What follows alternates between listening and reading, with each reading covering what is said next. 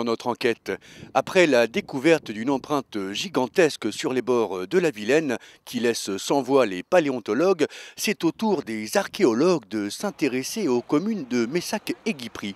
Depuis quelques semaines, voire quelques mois, il y a des travaux sur cette zone. Et hier, nous avons découvert cet objet que nous avons recollé parfaitement dans nos laboratoires. Un objet assez extraordinaire en lui-même, qui est en fait un patatier.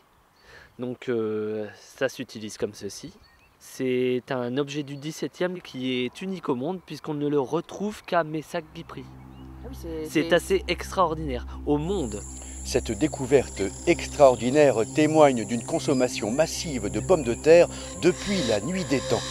Nous avons rencontré Pierre Le Breton, historien local.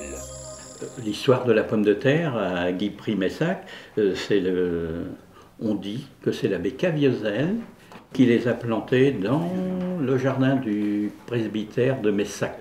C'est dans les années 1770-1780. Les fameuses récoltes de pommes de terre, formidable aussi. Les archives du presbytère mentionnent également une mystérieuse rencontre. Voilà la grotte de l'Ermitage, c'est ce que je cherchais. Les légendes, il y en a énormément, au bord de Vilaine. Vous savez, le port autrefois avait une vie extraordinaire. Il est très possible que l'ermite et Caviezel se sont rencontrés, hein. C'est très possible.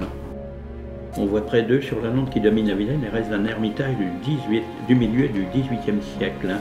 Il se compose d'un petit oratoire, d'une grotte et de cellules d'origine, vous l'avez vu, non ?